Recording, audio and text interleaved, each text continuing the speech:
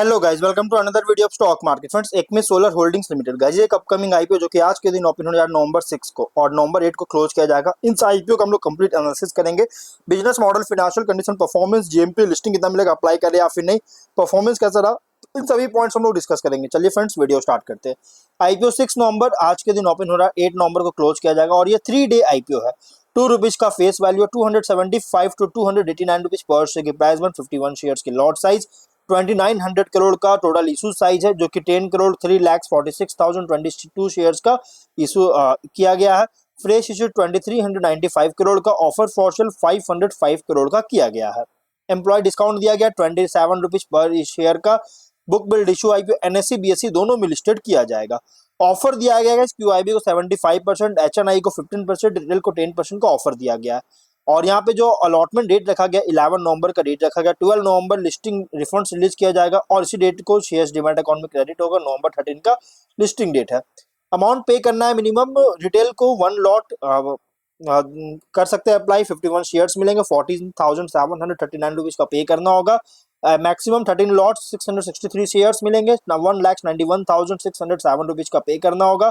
Small HNI 14 lots है minimum, 714 shares मिलेंगे, 2,06,346 amount पे करना होगा।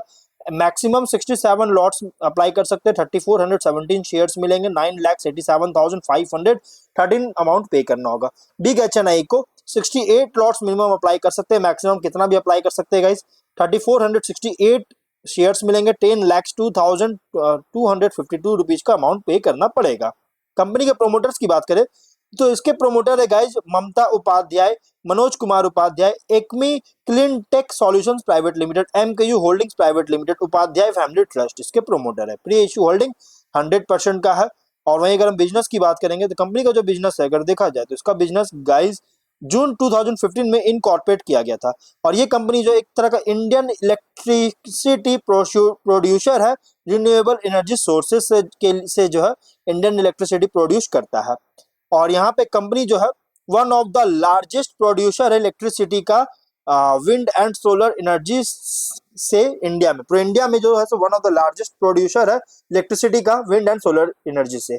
और कंपनी स्पेशलाइज है development, construction, ownership, operation and maintenance of large scale renewable energy projects का। और कंपनी जो है अचीव किया है in house engineering, procurement and construction, मतलब कि ईपीसी डिवीजन के थ्रू जो है सो एक अचीव भी किया है इसको, और ऑपरेशंस और मेंटेनेंस टीम के थ्रू और अचीव किया। और कंपनी का रेवेन्यू भी और जो है सो जनरेट कर रही है इलेक्ट्रिसिटी को सेल करके, जो कि अलग अलग कस्टमर्स जिसमें इंक्लूड है प्लांट्स और प्लांट्स जो कि सपोर्टेड है सेंट्रल और स्टेट गवर्नमेंट के द्वारा। इससे जो है रेवेन्यू जनरेट कर रहा है इलेक्ट्रिसिटी का सेल करके। और 31 मार्च के according total operational cost capacity, total operational project capacity जो है 1320 मेगावाट का, मतलब 1802 MWP जो कि सोलर पावर प्रोजेक्ट्स में। और एडिशन में कंपनी जो है प्रोजेक्ट कैपेसिटी भी कॉन्ट्रैक्टेड किया था 1650 मेगावाट का, कंप्राइजिंग था जिसमें से 1500 मेगावाट का जो कि 2192 MWP सोलर पावर का और प्रोजेक्ट्स का, और 150 मेगावाट का विंड पावर प्रोजेक्ट्स था। एडिशन में कंपनी को जो है सो एक प्रोजेक्ट कैपेसिटी भी अवार्ड दिया गया कंस्ट्रक्शन के अंडर, जिसका अमाउंटेड था 2380 मेगावाट का, कंसिस्टिंग था 300 मेगावाट का सोलर पावर प्रोजेक्ट्स और 830 मेगावाट का हाइब्रिड पावर प्रोजेक्ट्स और 1250 मेगावाट का एफडीआरई पावर प्रोजेक्ट्स जो कि इंक्लूड था, जो कि ये कंपनी को अवार्ड दिया गया प्रोजेक्ट मिला है। ये अवार्डेड प्रोजेक्ट है कैपेसिटी का।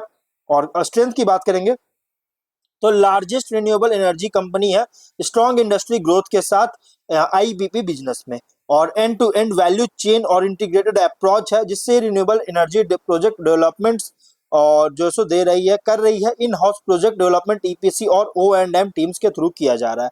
एक्सपेंसिव पोर्टफोलियो डाइवर्सिफाइड है जो कि अलग अलग रिन्यूएबल एनर्जी टेक्नोलॉजीज में, और long term stable cash flow भी देखने को मिल रहा है कॉन्ट्रैक्ट्स के बेस्ड पर सेंट्रल और स्टेट गवर्नमेंट एजेंसीज के द्वारा। और एक्सेस है कर रही है डाइवर्सिफाइड फंडिंग सोर्सेज का, design and value engineering leading है जो कि ग्रेटर एफिशिएंसी तक, और एक्सपीरियंस्ड प्रोमोटर्स और मैनेजमेंट टीम है। 31 मार्च के अकॉर्डिंग 214 परमानेंट एम्प्लॉइज अलग अलग डिपार्टमेंट में काम कर रहे थे। वहीं अगर हम बात करेंगे कुछ रिस्की पॉइंट, तो ऐसे देखिए फिनेंशियल में इसके बाद बात करूंगा इसके रिस्की पॉइंट के बाद। तो कंपनी जो है ना, इसका जो बिजनेस है कंप्लीटली डिपेंडेंट है और जो कॉन्ट्रैक्ट प्रोजेक्ट जो मिल रहा है कंस्ट्रक्शन के अंडर, जो कॉन्ट्रैक्ट प्रोजेक्ट्स मिल रहा है या फिर अवार्ड जो मिल रहा है उसके सक्सेसफुल एग्जीक्यूशन पर डिपेंडेंट है, कंप्लीट डिपेंडेंट है। और कोई भी फेलियर अगर होता है एग्जीक्यूशन में इस प्रोजेक्ट को लेकर तो गाइस बिजनेस ऑपरेशंस फिनेंसेस को अफेक्ट कर सकता है। पास्ट 3 इयर्स में एक्मी क्लीन टेक जो है ये कंपनी का लार्जेस्ट सप्लायर है कंपोनेंट्स के लिए, और जो कि प्राइमरी प्रोवाइड कर रहा है सोलर पीवी मॉड्यूल्स का। और जबकि कंपनी जो है हेवली रिलायंट है एक्मी क्लीनटेक के साथ रिलेशनशिप बनाया है, इसमें हेवली रिलायंट करता है। और कोई भी निगेटिव डेवलपमेंट अगर होता है इस पार्टनरशिप में तो इसके जो बिजनेस है ऑपरेशन है इसको डेट्रीमेंटल इम्पैक्ट कर सकती है। और कंपनी का रेवेन्यू भी जनरेट हो रही है मेजॉरिटली डिपेंडेंट है पावर परचेज एग्रीमेंट, मतलब पीपीए पर बहुत ज़्यादा मेजरली डिपेंडेंट है इसका रेवेन्यू जनरेशन।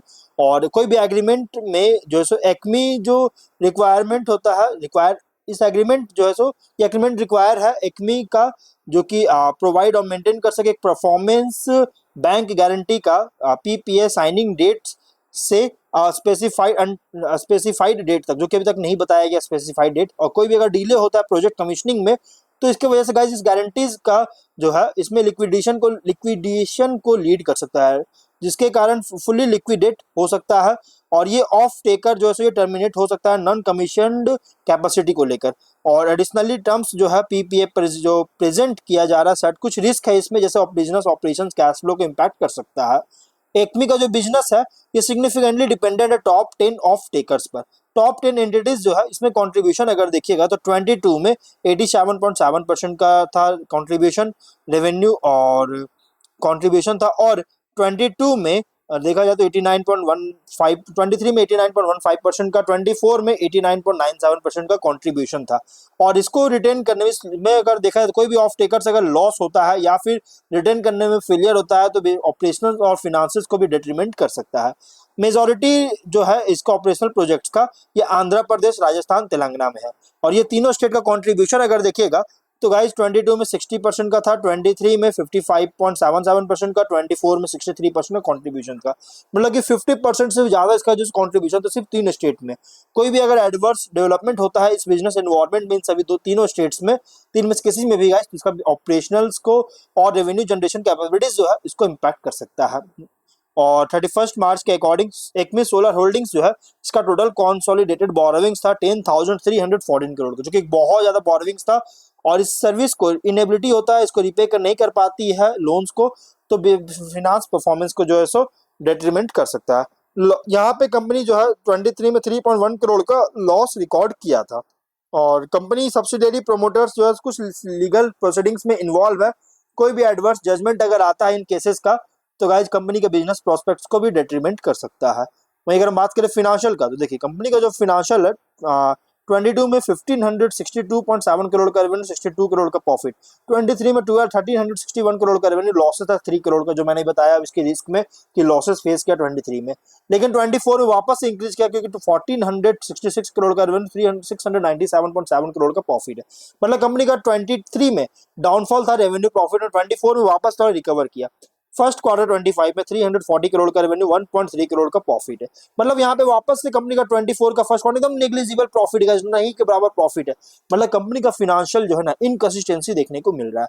ऑब्जेक्टिव क्या है तो लोन्स है जिसका पेमेंट करना चाहती है, जनरल कॉर्पोरेट पर्पस के लिए फंडिंग चाहती है, इसके लिए आईपीओ लेकर आया है। अब यहाँ पे बात करें जीएमपी का तो कंपनी का जो जीएमपी है गाइस अराउंड 10 रुपीज का जीएमपी ट्रेंड कर रहा है, जिसके अकॉर्डिंग 3.4% का एक बहुत ही मिनिमम लिस्टिंग मिलने के चांस है। बहुत ही मिनिमम लिस्टिंग दे रही है गाइस जीएमपी के अकॉर्डिंग। और ओवरऑल कंपनी जो है ना ये सभी kind of power generation services products provide कर रहा है। यहाँ पे 23 में प्रॉफिट वगैरह डाउन एट्रीब्यूटेड फॉल देखने को इसलिए मिला था क्योंकि एमोटाइजेशन जो है सो उसका इम्पैक्ट पड़ा है, प्लस कुछ प्रोजेक्ट का सेल भी किया है जो। और लेकिन वापस से 24 में सडन बूस्ट हुआ, और ये सडन बूस्ट होने के कारण गाइस हायर इनकम और एक्सेप्शनल आइटम्स इसके कारण। और 25 के एनुअलाइज अर्निंग के अकॉर्डिंग प्राइस बहुत ज्यादा रखा गया, लेकिन सुपर प्रॉफिट जो देखने को मिला 24 में इसके अकॉर्डिंग फुल्ली प्राइस रखा, क्योंकि 25 के फर्स्ट क्वार्टर में नेग्लिजिबल प्रॉफिट है गाइस। रेशियोज की बात करेंगे तो आरओई 2.93 टाइम्स का, debt to equity ratio 3.89 times का, डेट बहुत ज्यादा है कंपनी पर गाइस। और price to book value 7.77 times का, पीएटी मार्जिन बहुत ही लो है 0.41% का, पी रेशियो 21.63 टाइम्स का है। और अगर हम ओवरऑल बात करें तो आप इसमें अगर अप्लाई करना चाहते हो तो मीडियम टू लॉन्ग टर्म के लिए अप्लाई कर सकते हैं, लेकिन आप अपने रिस्क पर ही अप्लाई कीजिएगा, गाइज मैं सिर्फ आपको अपना ओपिनियन दे रहा हूँ, बाकी डिसीजन आपका होगा, फाइनल डिसीजन। अप्लाई करना चाहते हैं तो अपर प्राइस में कट ऑफ प्राइस जो कि 289 रुपीज पर शेयर का, इस पर अप्लाई कीजिए। अगर आप 288 रुपीज या फिर 275 रुपीज पर अप्लाई कर दिया, इसके बीच में अप्लाई कर देगा तो आपका एप्लीकेशन कैंसिल कर दिया जाएगा, नो डाउट। आपको अगर आप चांसेस चाहिए गाइज अलॉटमेंट का, तो आप इसमें 289 रुपीज पे ही अप्लाई कीजिएगा। और एम्प्लॉय डिस्काउंट में गाइज 27 रुपीज पर शेयर का दिया गया है, तो गाइज अगर आप एम्प्लॉय कैटेगरी में अप्लाई करें तो अप्लाई कर सकते हैं गाइज। लेकिन अगर आप इसके जेन्युइन एम्प्लॉय होंगे तो ही अप्लाई कीजिए, अदरवाइज आप इसको मत कीजिएगा, रिटेल में ही अप्लाई कीजिएगा, नॉर्मल अप्लाई कीजिएगा, एम्प्लॉय मत कीजिएगा अगर आप इसके एम्प्लॉय होंगे। क्योंकि गाइज अगर आपने आप अप्लाई करते हो तो आपका जो एप्लीकेशन है रजिस्ट्रार के पास जाएगा, जिसमें आपका पैन नंबर पैन डिटेल भी होगा, और वो पैन डिटेल कंपनी से क्रॉस चेक करेगी, क्रॉस वेरीफाई करेगा। अगर मैच होता है गाइज तो ही आपका एम्प्लॉय कैटेगरी में चांसेस होगा, अगर नहीं होता है तो एप्लीकेशन कैंसिल कर दीजिए। तो आप गाइज जो भी डिसीजन लीजिएगा अपने खुद के रिस्क पर लीजिएगा डिसीजन। तो हम लोग वीडियो कहीं पर एंड करते हैं। अगर कोई डाउट है कमेंट बॉक्स में पूछे, मिलते हैं नेक्स्ट वीडियो में। Till then bye bye.